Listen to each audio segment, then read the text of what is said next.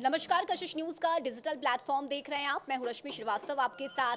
झारखंड विधानसभा चुनाव 2024 में जो हुआ है वो आज से पहले कभी नहीं हुआ था।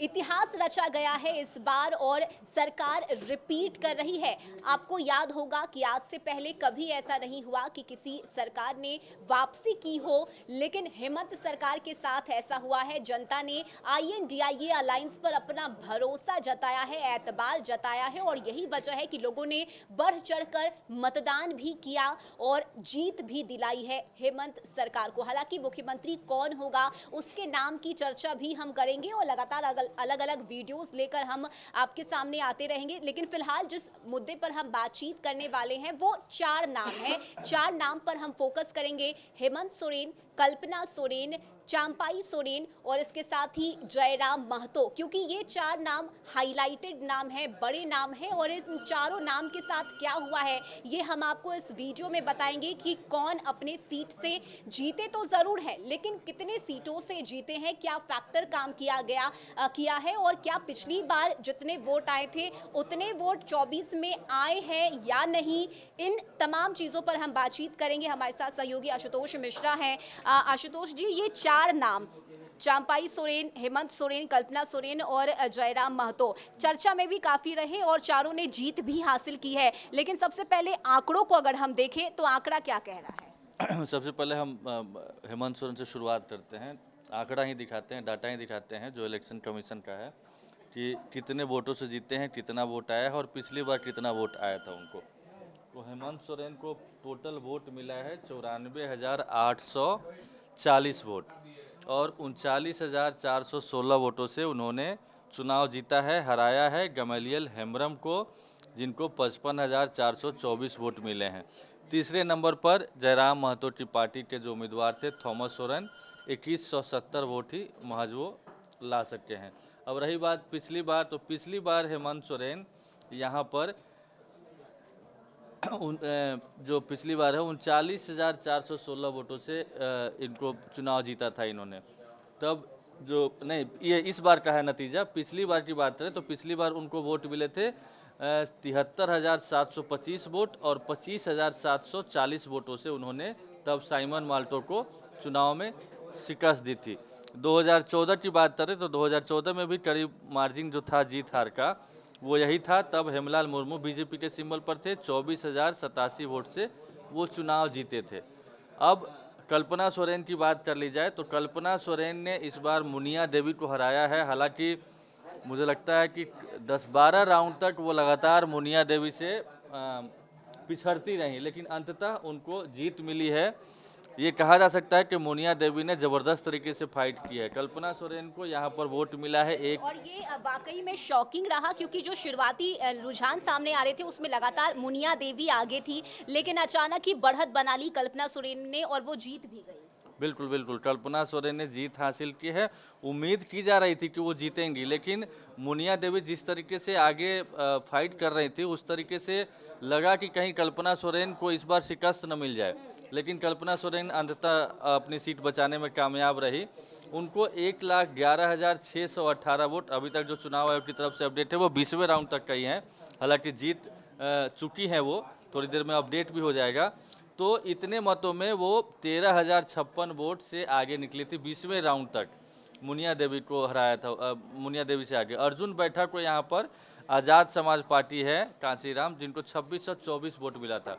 अब देखिए 1,11,618 20वें राउंड तक, लेकिन पिछली बार की बात करें तो पिछले बार भी करीब करीब कल्पना सोरेन को इतना ही वोट मिला था। देखिए 1,11,000 2014 की बात मैं करूँ तो 2024 में बाई इलेक्शन में उनको वोट मिला था 1,09,827 वोट मिला था। 27,149 वोट से जीती थी वो चुनाव। तब बीजेपी के सिंबल पर दिलीप कुमार वर्मा चुनाव लड़े थे। तो इस तरीके से कल्पना सोरेन के जीत हार का मार्जिन जरूर कम हुआ है, लेकिन वो चुनाव जीतने में कामयाब रही हैं। अब चंपाई सोरेन की सीट की बात कर ली जाए। सरायकेला में चंपाई सोरेन ने ये तमाम किंतु परंतु को धत्ता बताते हुए ये साबित कर दिया है कि क्यों उन्हें कोल्हान टाइगर कहा जाता है। पार्टी चाहे जो भी रहे, सिंबल चाहे जो भी रहे, चंपाई सोरेन ने साबित कर दिया है कि वो लड़ेंगे तो वहाँ से जीतेंगे। अब देखिए गणेश महाली को उन्होंने 15 राउंड का है, जो चुनाव आयोग की तरफ से अपडेट है उसके मुताबिक 13 राउंड तक का है, लेकिन वो चुनाव जीत चुके हैं। 19,852 वोटों का अंतर इस समय तक है। 1,08,673 वोट उनको मिला है और 88,881 वोट जो पिछली बार बीजेपी के उम्मीदवार थे, इस बार जेएमएम के उम्मीदवार हैं, उनको गणेश महाली को मिला है। और यहाँ पर जेएलकेएम के 32,964 वोट मिले हैं, जेएलकेएम के जो उम्मीदवार हैं। अब पिछले बार का थोड़ा सा डाटा देखा जाए कि सरायकेला में क्या हुआ है, तो वो भी पिछले बार में मुझे लगता है कि पिछले बार कम वोटों से उन्होंने चुनाव जीता था और यही वजह है कि वहाँ पर गणेश महाली को बीजेपी से अलग आकर जेएमएम ने उनको टिकट दिया था। पिछली बार जो उनको वोट मिले थे, जीत हार का अंतर था, वो हम बताना चाहेंगे। देखिए 2019 में चंपाई सोरेन को 1,11,554 वोट आया था और 15,667 वोट से इन्होंने चुनाव जीता था। 2014 में इनके जीत का अंतर था 1,115। तो इस तरीके से चंपाई सोरेन अपना किला बचाने में कामयाब रहे। अब जेएलकेएम के जो केंद्रीय अध्यक्ष हैं, सुप्रीमो है जयराम महतो, 2000 से चुनाव लड़ा था उन्होंने डुमरी से और बेरमो से। बेरमो में हार गए, लेकिन उन्होंने बीजेपी को तीसरे नंबर पर धकेल दिया। वहाँ पर भी अच्छा खासा वोट कम दिनों में ही उन्होंने गेन किया है जयराम महतो, और डुमरी से उन्होंने जीत दर्ज की है। डुमरी में हेमंत सरकार के कद्दावर मंत्री जगन्नाथ महतो की पत्नी जो कि मंत्री थी, बेबी देवी, उनको शिकस्त दी है 10,945 वोटों के अंतर से। अब देखिए 94,496 वोट जयराम महतो को आया है। और आपको याद होगा कि गिरिडीह लोकसभा से जब उन्होंने चुनाव लड़ा था तो भी उनको 90,000 के आसपास वोट उनको आया था, तो करीब उससे गेन किया उन्होंने, वोट में अपने इजाफा किया है। यानी वो उनका दांव सही पड़ा कि वहाँ पर उनको लीड मिली थी तो वहाँ से लड़ना चाहिए, तो उन्होंने लड़ा भी और वहाँ से उनको जीत भी मिली। देखिए आजसू की जो यशोदा देवी हैं, जो हमेशा फाइट में रहती थी, उनको तीसरे नंबर पर धकेल दिया है और महज 35,890 वोट मिला है वहाँ पर आजसू की यशोदा देवी को। तो इस तरीके से इन 4 सीटों पर किसको कितने वोट मिले, क्या पहले का क्या ट्रैक रिकॉर्ड है और अब का क्या है। कहा जा रहा था कि कांटे की टक्कर होगी, कम वोटों के अंतर से जीत हार होगी, लेकिन विधानसभा सीट पर जो जीत हार का अंतर है वो बेशक ये कहता है कि कम वोटों से कहीं पे भी जीत हार नहीं हुई है, बल्कि अच्छा खासा वोट हुआ है। और एक लाइन में कहा जाए तो कल्पना सोरेन जरूर इंडिया गठबंधन को जिता पाने में कामयाब रही हैं, एक क्लीन स्वीप कहा जा सकता है, फैक्टर रही हैं। लेकिन दूसरा फैक्टर, अगर बीजेपी को किसी ने हराया है तो वो जयराम महतो हैं। चूँकि हर जगह, हर उस सीट पर जहां बीजेपी हारी है या दूसरे से तीसरे नंबर पर पहुंची है या जितने वोटों से हारी है, उससे ज़्यादा वोट जेएलकेएम के उम्मीदवारों ने लिया है। और सुदेश महतो का तो उन्होंने पत्ता ही साफ कर दिया है।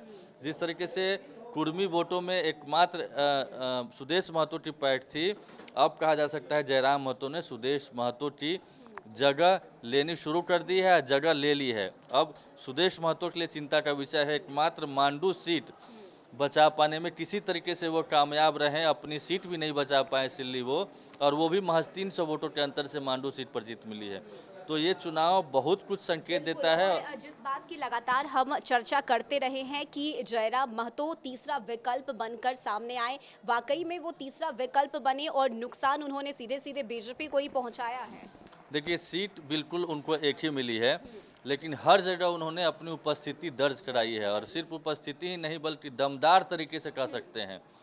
8.5 लाख वोट उनकी पार्टी के उम्मीदवारों को लोकसभा चुनाव में मिला था, और मुझे लगता है जब हम लोग कैलकुलेट करेंगे डाटा तो इस बार उससे कहीं ज़्यादा वोट उन्होंने गेन किया। हालांकि कुछ ऐसी सीटें हैं जहां पर लास्ट टाइम में उन्होंने उम्मीदवार दिया या बेहतर उम्मीदवार नहीं मिले थे, तो वहां पर परफॉर्मेंस पुअर रहा है। लेकिन जहां जहां वो मजबूत है, जहां जहां कुर्मी बहुल इलाका है, उन तमाम सीटों पर जयराम महतो फैक्टर रहे हैं और उनके उम्मीदवारों ने अच्छा खासा वोट गेन किया है। और यही वजह है कि आजसू 10 सीटों में से सिर्फ 1 सीट निकाल पाने में कामयाब रही है, और बीजेपी को भी अब तक का सबसे मतलब कमज़ोर प्रदर्शन कहा जाए बीजेपी का रहा है। 25 सीट पिछली बार भी जीती थी, उतने खराब स्थिति में भी इस बार तो पूरी शक्ति लगा दी गई थी, पूरा पावर लगा दिया जाता है।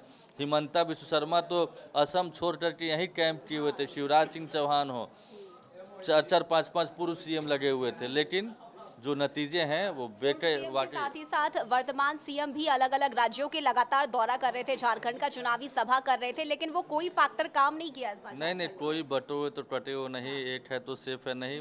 अब यही चीज़ें हैं, देखिए अब यही नैरेटिव हर जगह गढ़ने की कोशिश हुई। महाराष्ट्र में इसका ज़बरदस्त फायदा देखने को मिला।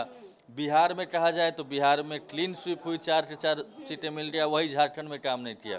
तो झारखंड की पॉलिटिक्स शायद इसीलिए अलग है, वहाँ पर कुछ भी समझ पाना और एक ट्राइबल फैक्टर जो होता है, एक सहानुभूति, और जिस तरीके से कल्पना सोरेन ने कनेक्ट किया लोगों को, उसका एडवांटेज मिला है इंडिया गठबंधन को। बिल्कुल एडवांटेज मिला है और इस रिजल्ट के बाद अब बीजेपी को सोचना होगा, राय विचार करना होगा कि आप एक ही पैटर्न पर हर राज्य में चुनाव नहीं जीत सकते, आपको बदलाव करना होगा, क्षेत्र के अकॉर्डिंग आपको प्लान करना होगा, जनता के बीच आपको जाना होगा, क्योंकि एक ही रणनीति हर जगह काम नहीं करेगी। बहुत शुक्रिया आशुतोष जी आपका तमाम जानकारी के लिए। और जितने भी दर्शक इस वक्त हमें देख रहे हैं, आपकी क्या राय है कमेंट करके जरूर बताइए, क्योंकि इस बार झारखंड में वाकई में कमाल हुआ है। हेमंत सरकार रिपीट करने जा रही है और जिस तरह से आंकड़े सामने आए हैं, बहुमत मिला है INDIA अलायंस को, ये वाकई में बीजेपी के लिए परेशानी की बात है।